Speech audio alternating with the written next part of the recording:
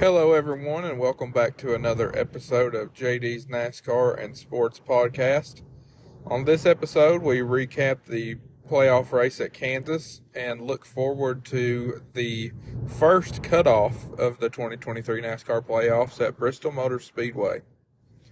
And if the podcast sounds a little different this week, it's because I am actually on my way to Bristol now as we speak. This is the only time I've had to record this, to be honest with you. It's been a busy week, and so just bear with me if it sounds any different or worse. Let's get into it. I'm excited to break everything down. I'm actually on my way to the truck race tonight, Thursday, and let's just say that making friends with a Craftsman Truck Series driver was not on my 2023 bingo card, but I'm glad that I have done it. And Daniel Dye and me have become friends through iRacing, and I'm going down here to Bristol and going to hang out and see what happens and root on the 43 team. And hopefully he can come home with a good finish. So thank you all for listening. Once again, continue to listen, like, subscribe, and we're on Apple Podcasts, Spotify, and Amazon Music. And as always, you all know that I appreciate all the listens, all the subscriptions, and definitely love the ratings. So keep doing what you all are doing, and I want to keep doing what I'm doing, and we will break down what happened at Kansas. The first thing I wanted to talk about is, in my opinion, the most shocking, and that is the issues of Martin Truex Jr. and his tire. Looked like that the tire had a small puncture in it, went down, and he smacked the wall and ended his day on like the sixth lap of the race, and has put him in a very bad situation going into Bristol, to be honest with you. The regular season points leader, or regular season points champion, is now in danger of not making it out of the round of 16. And if you all listened to the previous episodes, you know that Martin Truex Jr. was my championship winner in my predictions. So this is definitely a huge shock to me, and I think that if anybody watching NASCAR says that it's not a shock that he might be eliminated in the first round, I think they would be lying. So craziness happens in the playoffs, and that's why this playoff format is so entertaining, and I love it, to be honest with you. I know some people aren't a fan, but I am a fan of it, and I think that it's great for the sport, and we'll see what happens. Martin comes in 7 points out, and is he capable of making those up? Yes, he is. He's ran great pretty much all year long, but Bristol hasn't really been one of his best tracks. I think only 4 top 10s in his career, which is absolutely unbelievable. And so hopefully he can have a solid run here on Saturday night and get back into the swing of things. And, if he does make it out of the round of 16 and makes it to the round of 12, he goes right back to being the presumable favorite, in my opinion. A couple bad races in a row, but I think that if he is able to make it out of this round, you're looking at a potential Final Four candidate. He'll carry the playoff points that he's earned all year long, and, it wouldn't surprise me at all if we still see Martin make it. It would definitely surprise me if he is knocked out in the first round. You all let me know what you think, but that just terrible 2 weeks for that team. And he absolutely destroyed that car. I know there was talk of him wanting to be pushed back to the pits, but you look at it, the right side tire was pointed like crooked, and it was just not a very good situation, so his day was done. And then we go to Austin Dillon spinning, and he actually had a good run going for the 3 team. They've struggled a little bit this year, but he was running top 10, very solid run, had trouble, spins, and actually at the same time behind him, William Byron spun also. Willie B didn't have any damage and was able to go on for a decent finish, decent day for them, but pretty wild to see them spin at the same time. And after Austin Dillon and William Byron spun, we go back green, and Kyle Larson wins stage one pretty handily. And Larson dominated about the first 115 laps or so of this race. And just another great performance from the 5 team. They're clicking on all cylinders right now. They get that win at Darlington and lock themselves into the round of 12 and run solid at Kansas, and just focusing on the next round. And, I think he'll be a factor at Bristol this week too. Won there in 2021. And I think, why can he not go win another one? We'll see. But great start to the playoffs for that 5 team, and they continue to do what we expected them to do in the playoffs. So can they make the championship 4? At this point, I can see them making it, and, we will see. A thing I hated to see as a Bubba Wallace fan, I really like Bubba, and he did everything he was supposed to do, was running second all race long, in a good points position, and flat tire. The second Toyota to have flat tire issues, and this one could not have came at a worse time for Bubba. So he really needed to string together some great finishes. And I think he would have had a great finish. I think he could have won the thing. And I said last week I didn't know if he had the speed to do it. And but I did say Toyotas would be the team to beat, and they were. But I hated to see it for Bubba Wallace, and hopefully he can go out and somehow he might be in a must-win at Bristol, but if enough people have problems, maybe not, and we'll see. He's got to run solid, get stage points, and we'll see where it is. But Cindric and McDowell, and this one was something pretty crazy because really McDowell don't really get into it with anybody. Neither does Cindric. Both guys are good road racers who are normally quiet on the track as far as feuding and things like that, but I think McDowell thought he just got ran over, so next corner he repaid the favor. Ended up spinning Austin Cindric, and the dreadful year for the 2 team continues. It's not a very good season for them after the Daytona 500 winning his rookie season last year. So, McDowell also in a must-win situation. At Bristol, I don't see that happening, but a good season for the 34 team as he got that win at Indy Road Course. Then Chase Briscoe just loses power up top and almost collects Corey LaJoie.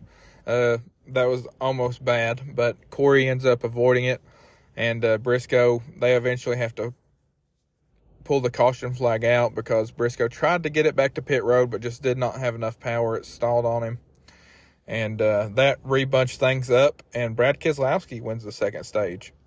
He said he felt like that he had a top 10 car, but was glad to get a playoff point. That's huge for him and that team, and good for him to win the second stage. Then Ross Chastain, whose pit crew has been really good all year long, has issues as too many men over the wall, and puts Chastain back in a position where he didn't want to be. He ran solid all day, had pretty good speed for most of the race, and that was not good for him. He's still in a pretty decent points position. I feel like he'll be okay as long as he don't wreck out early and advance to the next round. Harrison Burton, the poor guy cannot get a break, but at least he signed an extension to race for Wood Brothers at least for next year, and that's good to see. He can get a reboot, restart, because this year's just been terrible for him and that team. And I hate to see it because I really like him. I think he's got a lot of potential. And that team hopefully will get it back going soon. Now, Denny Hamlin takes off with this race and leads almost the last 80 or so laps. He's got the win in the bag. And then, of course, we have a caution. Chris Buescher has a flat. Can't get it down on to pit road, debris everywhere, has to bring out the caution. This really stunk as a Denny Hamlin fan. Wanted him to get number 51 and advance his way into the round of 12, but he had such a good points day that he's basically done that. He's plus 49 on the cut line right now, and but would have loved to have seen him get that victory for the 11 team. So that kind of made the race for me. I mean, it was a great race, but that last caution really stunk. Couldn't have come at a worse time, to be honest with you. So I think that the 11 team's also clicking. I know they had the loose wheel at Darlington, but he pretty much dominated that race and came on late here at Kansas as he won the race earlier in the year here, so you knew he was going to come with a fast car. Didn't have the speed in practice or qualifying that they really wanted, but when the race came around, man, his car came alive, and hated to see him. He ended up finishing second, so not terrible, but wish he could have got that win for the 11. Now, Chase Elliott and Kyle Larson. This is something that I really wanted to address from the moment I saw it. And it's really not going to be popular with a lot of you all, because I know a lot of you that listen to this podcast are Chase Elliott fans. I gave you all my opinion about it after he took Denny out at Charlotte, and I'm going to give you my opinion here. And just a complete immature act, in my opinion. Kyle Larson coming off a pit road, barely bumps into him, and he has to get up out of the way of Brad Keselowski, or he's just going to maul Keselowski over and destroy his car. Larson had to get up. He thought he had enough room. They made it 3 wide on pit road, and he ends up bumping into Chase a little bit. And then it's like the end of the world for Chase. I mean, he swerves into Larson, hits him. What happens there if he cuts down his tire? That's a question that I've thought about all week long. And just complete ridiculousness, to be honest with you, in my opinion. That should not have happened. And, I mean, Chase has done this a couple times this year. Just off the top of my head, the Denny situation. Retaliated, ends up getting suspended a race. And this is just retaliation over something just that shouldn't even be retaliated against in this situation with Larson. He had nowhere to go. I understand Chase doesn't know that at the time, but still, you don't swerve down, and especially into a teammate, and almost cut his tire and potentially put damage on the Larson machine. So just a bad situation all around. It seems like those guys, I don't know if they like each other or not, but based on the things that have happened the last couple of years, it seems like that's a relationship that isn't the best as teammates. And that's just me judging from the outside. I think any other fan would have that opinion too. I don't know the guys personally, of course, but I'm just giving you my opinion, and my opinion is that should have never happened, especially to a teammate, and especially to a teammate that's in the playoffs. I get that Larson is locked into the next round already, but you cannot make that move and expect nothing to come out of it. And I know Larson had to be very upset with that situation. So just another example of a pretty bad year for Chase Elliott. Now, after that teammate drama, we have the final restart of the race, and I thought this was a really good restart. You know, at Kansas, I've been a proponent of I think it's the best track with this next-gen car, and it consistently delivers, and it did again today. But this last restart was really good, too. You had Eric Jones and Joey Logano put 2 tires on instead of 4. They started on the front row. And, it kind of bunched everything up. But Joey Logano's crew, that's a heck of a move. I had them predicted to go out in the first round, and they were right on the cut line until they decided to take 2 tires. And he ends up finishing top 5, top 10 instead of top 20, and then ended up being like a 12-point swing for him. So great call by the 22 team to take 2 tires there. He didn't win the race, but it still was definitely a net gain for him. And Eric Jones, the last 2 weeks has been really good, and it comes as a surprise because Legacy hasn't been that consistent this year. But 2 great runs in a row for him. I think Hocevar had another top 20. And that team seems to be clicking at the right time. You love to see Eric Jones have a good run, a nice guy, and good for that team. So that's really good to see. And that restart, Tyler Reddick made the move of the race as he goes to the bottom of 3 wide, passing Logano and Eric Jones on the final lap. And then Denny Hamlin follows him. And Tyler Reddick ends up winning the race for 23-11, and their 4th career win, I think. And 3 of them coming at Kansas. But those guys, they're firing. I mean, Tyler Reddick, his pit crew did good, and he didn't make any mistakes. It was good to see. I really like Tyler. And good for that 45 team for getting the win and locking themselves into the round of 12. That way they can go into Bristol this weekend and have no stress about that. And I think that Kansas was a good race, in my opinion. The last couple, Darlington was all right. And, of course, Daytona was good. But you hit those road courses that were kind of snooze fests. And the races in the playoffs are going to continue to get better and better, I think. And Kansas, no different. So, speaking of road courses, NASCAR brings back stage breaks starting at the Charlotte Roval this year. This is a little bit controversial. I have mixed opinions. The racing is definitely more exciting with the stage breaks because it causes chaos. It causes dive bombs. It causes wrecks. But at the same time, with no stage breaks, the race will play out in a more natural way.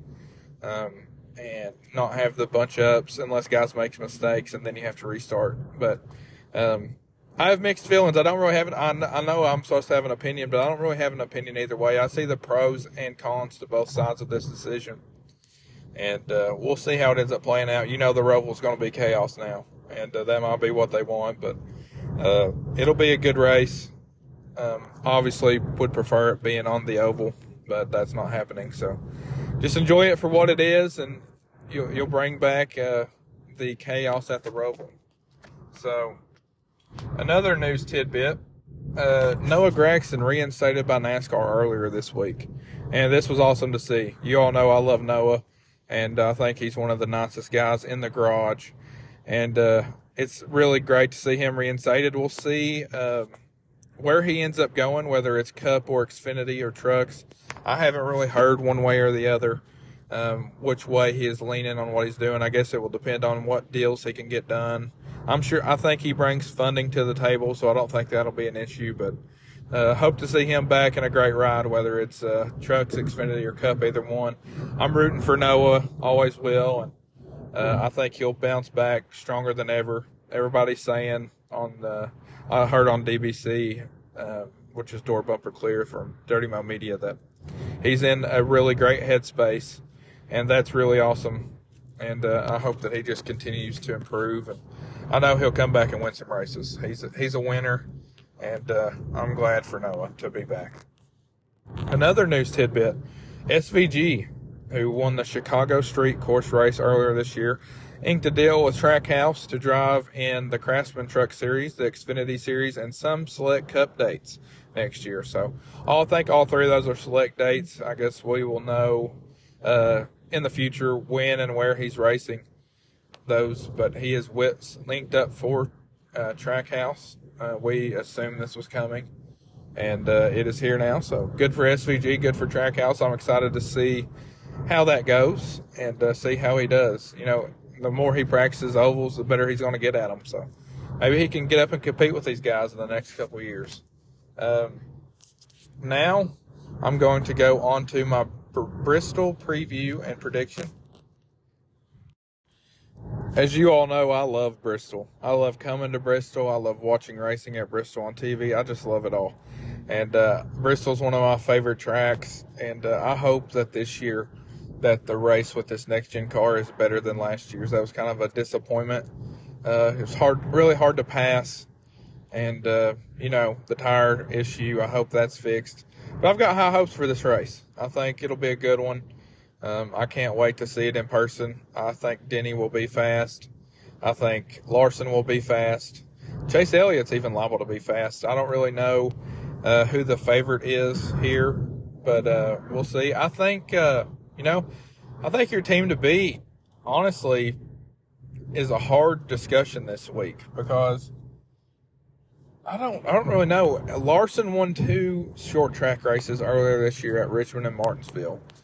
But Seabell won on Bristol dirt. Obviously not the same thing, but, can Seabell sweep Bristol this year? One on dirt, one on concrete. I think he's definitely capable.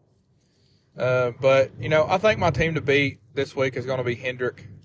I think that Kyle Larson, William Byron, and Chase Elliott, I think those guys, I think the race will go through them.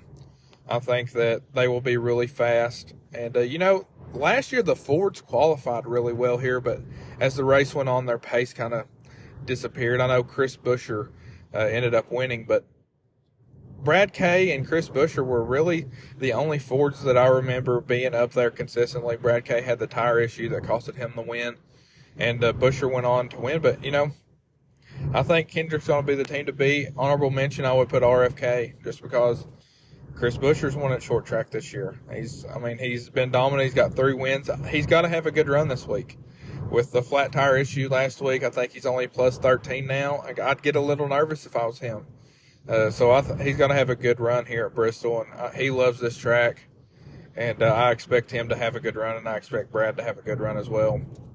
But, I think I've mentioned a lot of guys that could go win this race, and I firmly believe any of them could. I think this is anybody's race here at Bristol, but I think that this team has been clicking like crazy going in the playoffs. I know Denny had the loose wheel at Darlington, and maybe I'm picking with my heart here, but I hardly ever do that. I don't do it. I'm very unbiased when I talk about things, but it's like my 26th race coming to that I haven't seen my favorite driver win. And I really hope that this prediction's right. I'm picking Denny Hamlin to win and advance his way into the round of 12. And I don't think that would shock anybody, to be honest with you. But I think Denny Hamlin wins, and I think that him and Larson will battle it out. You add Chase into that mix as well, and you're like, wow, that could be a heck of a battle.